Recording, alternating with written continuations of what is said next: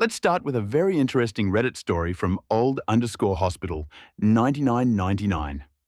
My coworker wanted to micromanage me and didn't like that I talked back, so he reported me to our director. I apologize as this came out to be a bit longer than I wanted it to. For a bit of context, I, 25F, work as part of the sanitization department for a hospital. We have multiple different positions, most of which work on upkeeping the cleanliness of the general areas of the hospital. This, as well as making sure patient rooms and other utilised areas are sanitised regularly to ensure patients and staff are protected as much as possible from any sort of environmental threats. We take out trash from nurses' stations, patient rooms, replace linen, clean the hallways and floors, as well as clean bathrooms daily.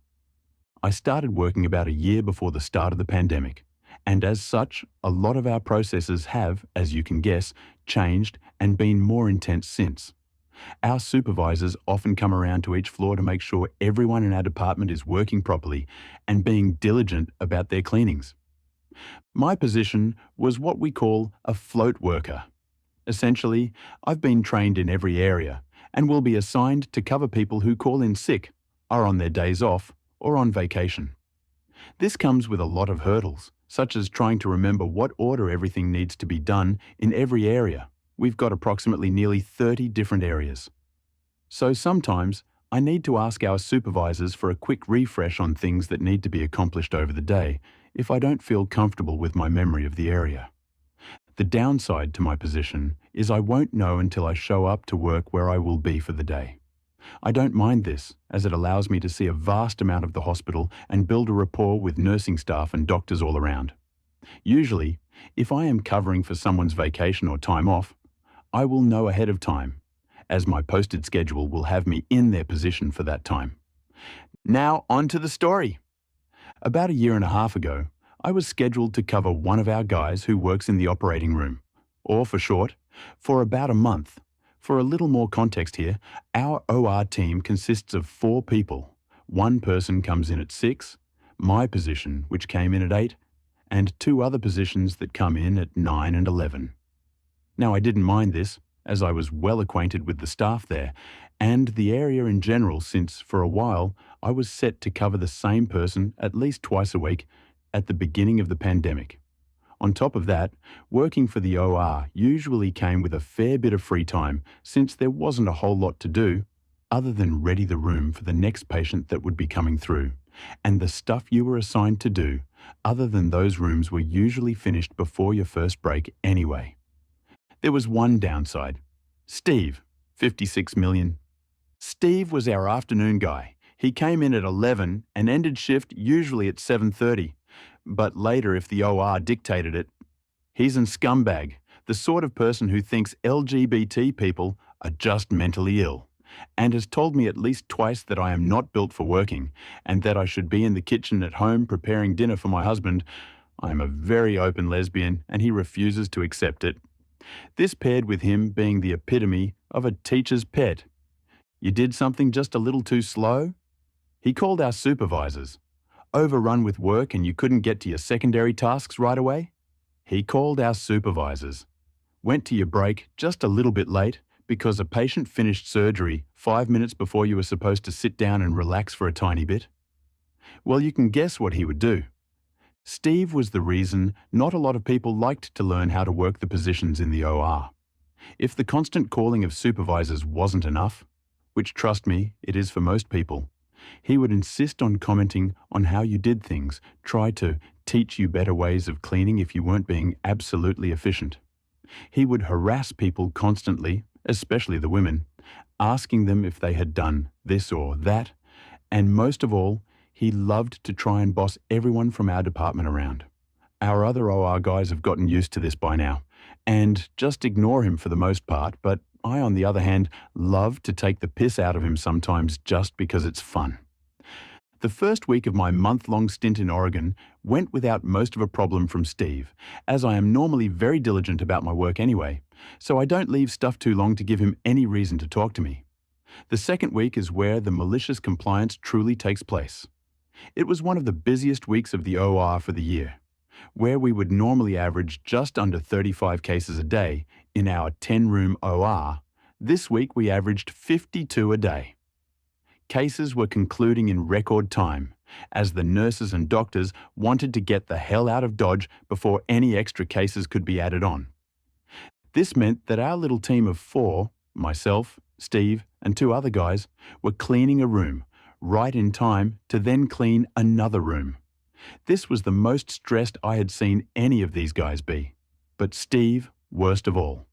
At around noon, rooms were coming out, and our early shift guy had just come back from his lunch, which he had to take an hour and a half late because of all the cases. We cut through the 2 rooms we had left, and I made a quick round of my area to make sure things weren't in shambles before I started to plan on heading to lunch. My area was as tip-top as it could be, so I checked the board before letting the guys know I was heading to lunch since we had some free time before more cases came out. Everyone was okay with this, except for Steve, surprisingly. He stopped me, and this was the back and forth that ensued. Steve, wait, have you checked your sinks? Me, yes, scrubbed them before the morning rush. Steve, how about your trash cans? Me, my God, yes, I checked them. One of them is half full, but I don't see half an hour making that full. Now can I go? I don't want to leave. Steve, what about your hallways? Did you dust them? Me, yes, I did. Now, please leave me alone. I need to get to lunch before. Steve, how about your high dusting? Did you get... Me, Steve, I'm going to ask you once, and only once. Mind your damn business and worry about your own area. And with that, I walked away. Steve very much did not like that at all. I was 10 minutes into my lunch in the OR's break room, halfway through my food, when our department director walked in. She walked over to me, tapped me on the shoulder. I had earbuds in watching an episode of anime I had missed over the weekend, and told me to meet her in our office after our lunch.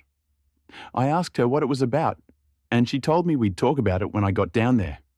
I was pissed to say the least.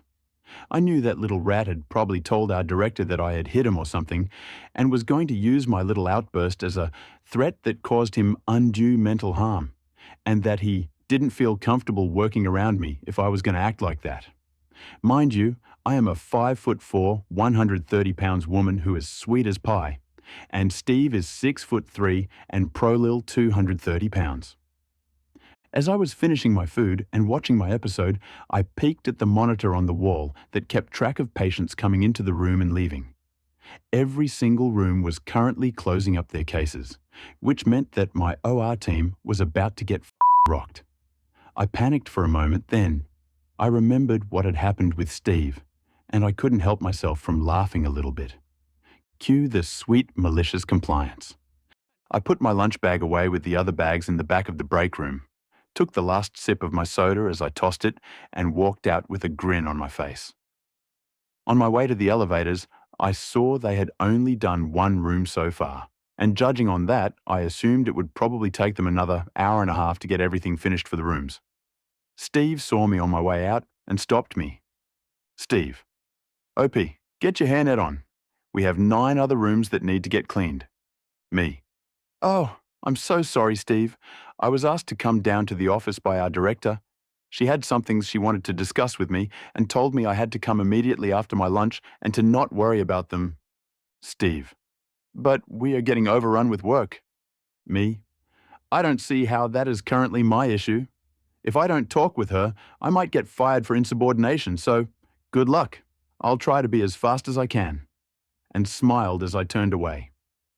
I got down to our office, and the director is sitting with one of our HR representatives. She motions me to close the door and sit down, so I do. Surprised, she pulled me in to talk about the fact that someone, of which she couldn't technically name but everyone knew who was being talked about, came to her with a complaint about a hostile encounter in which I made the person feel uncomfortable. I laughed a little bit and told them what had happened from my point of view. The director just kind of put her head in her hands, and the HR rep had to stifle a chuckle. It got quiet for a few moments, so I asked if I was going to lose my job over this. Our director said that originally it was going to be a strike on my record and some disciplinary actions, such as taking some online courses about de-escalation of conflict and hostile work environments, as well as an in-service about what to do when a coworker and you don't agree on something. But after hearing my side of the story, along with the plethora of other reports made by Steve about people in the department, she said she realized that she probably shouldn't have gotten HR involved until she heard my side of things, and dismissed both the rep and myself. As I walked after the rep, I remembered those times he looked down on me for being a woman. Instead of heading back upstairs to the show that awaited me, I closed the door, turned back around, and sat down. She looked up from her laptop, sighed, and asked what I needed. I just smiled and said, "I'd like to lodge a complaint about Steve." She stared at me for a few moments, then asked me to detail my complaint. Here is the list of things I had gotten her to put into this complaint: micromanagement of peers, creating a hostile workspace, unnecessary reporting of coworkers, bullying, misogyny, discrimination of LGBT coworkers, misconduct. Once told me I like other women because you didn't have a guy who could you good enough. After going through the list, providing examples and approximate dates for said examples, my director just kinda shook her head and put her fingers up to her temple. I looked at her and just said, "Bad day to be Steve?" And she nodded, "Yeah, bad day to be Steve. You can head back to work. I'll talk to him before I leave for the day." I left the office, headed back up to the OR a whopping hour later, and our OR team looked dreadful. Even our morning guy, who is in his mid-30s and has been doing this upwards of a decade, was looking rough. They finished all the rooms. Impressive. They all looked at me, and Steve was the first to say anything.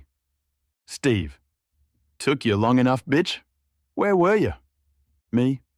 "Oh, don't worry, you'll find out soon enough. My meeting with the director went well." Morning guy. "What happened?" Me. "Oh, well, someone complained about me being aggressive, and it ended up turning into a conversation that would definitely eliminate the hostile work environment that was created here."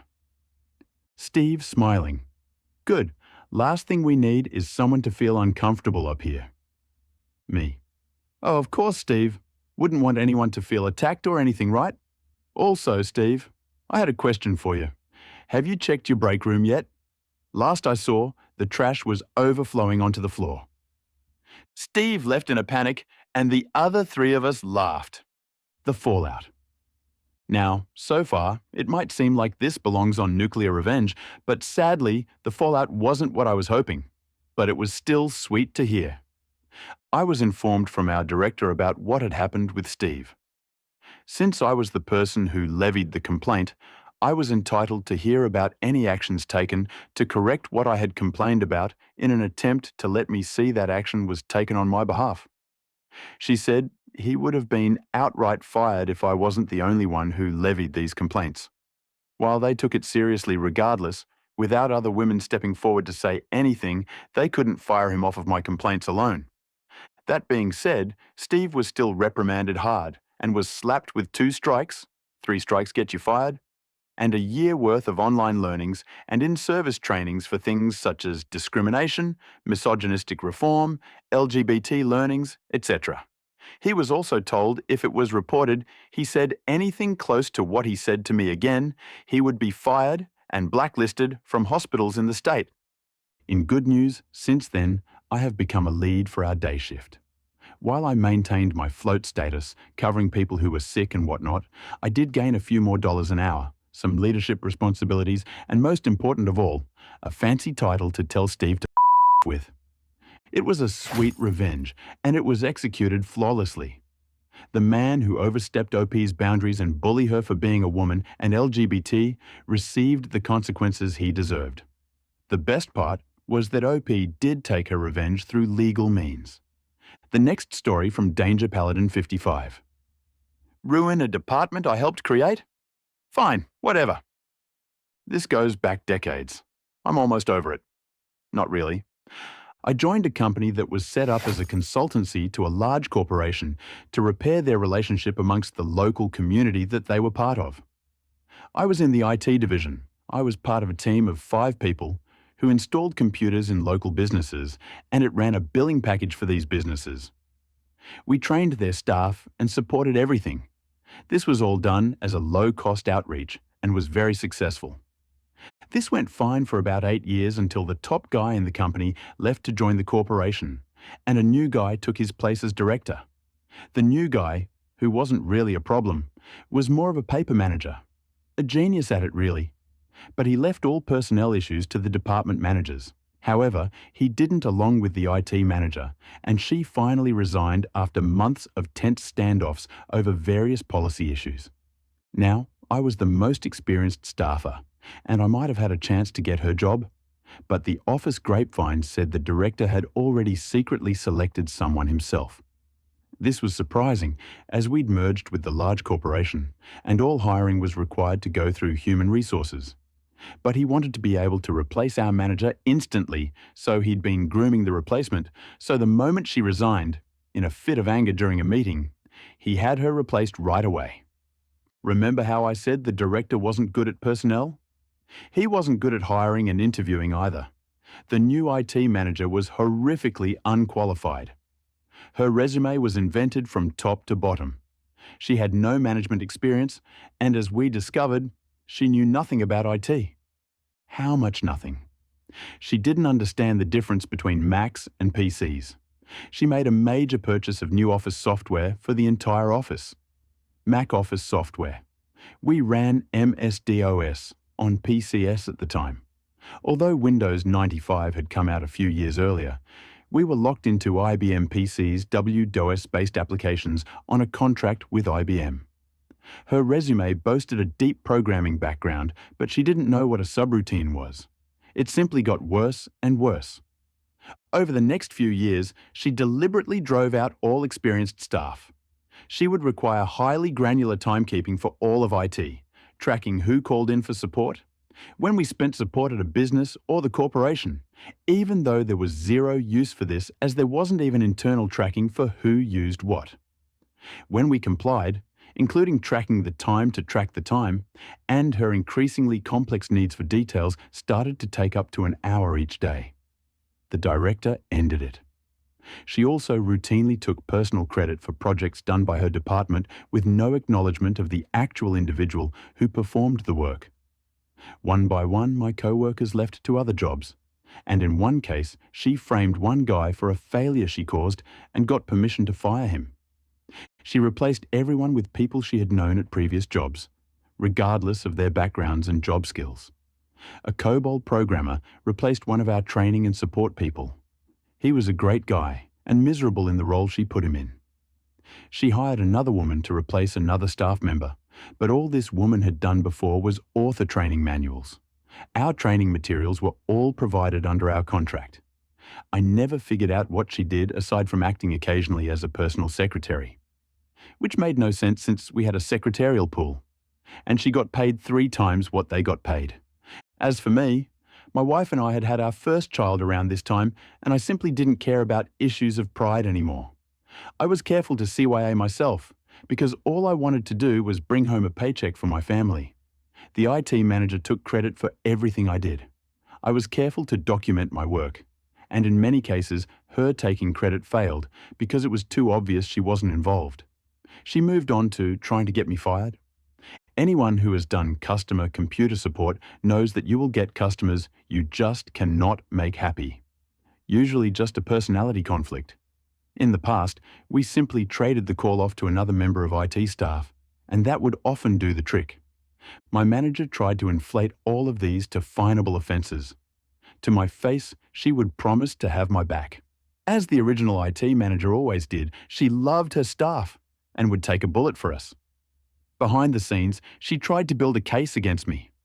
The first time I realised this was a meeting between the director, one of our business consultants, my manager, and myself.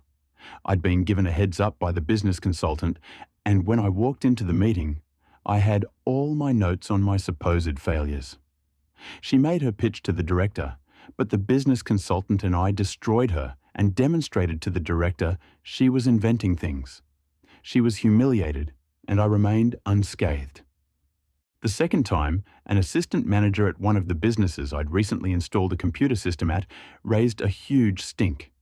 He'd been following me around during the install and questioned me. Turns out he was trying to set up a system at home to call into his office to get onto the network, which back then was a bigger deal than it is today. However, I'd actually done this for another business, but not this one. He'd made some random guesses as to what he needed and wasted $5,000 because it was all IBM hardware, software. He blamed me. Again, the IT manager told me she'd reviewed my notes and knew I was blameless. I wasn't stupid enough to believe her again. I got the business consultant to go to the head manager at this business and ask about this. It turned out the assistant manager there had never requested remote access internally, and the entire staff there supported my version of events. Of course, my manager once again had tried to escalate this to a major failure. Remember those detailed notes / timekeeping she had wanted? Well, even though the ridiculous depth of them was gone, I still kept them. She called another meeting, this time inviting senior management from the corporation as well. It was another embarrassing moment for her. I refuted all the claims made by her and the assistant manager of the business, and with documentation. My good friend, our business consultant, backed it all up, and the cherry on the top? The head manager of the business called the senior management at our corporation to apologize for his assistant manager and to praise my work. My manager looked like the idiot she was. All because I continued to comply with the task, timekeeping she originally instituted to drive the old staff out.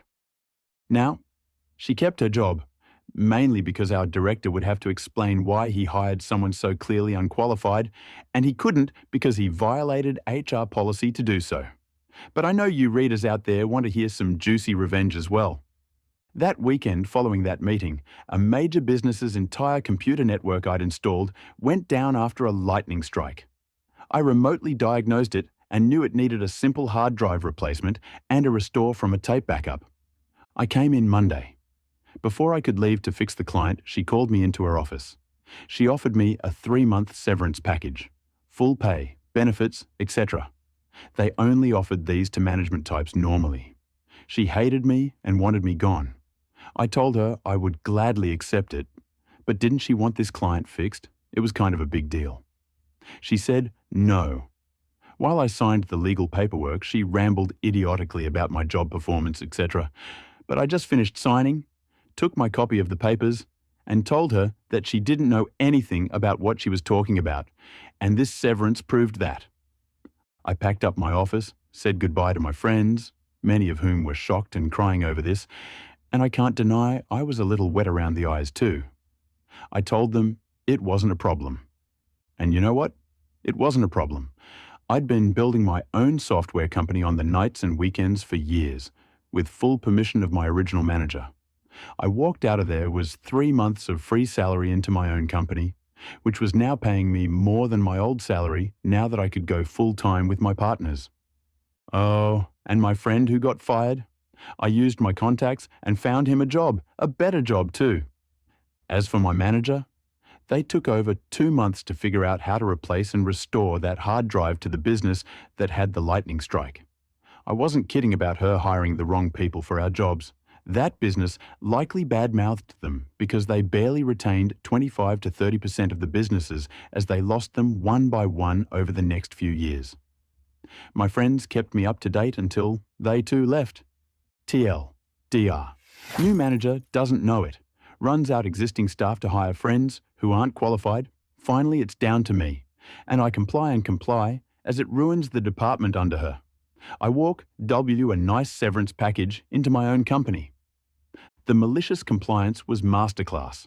The new manager tried to mess up with old employees without knowing the aura of old employees, resulting struggling with managing the company, while OP flew with a golden opportunity.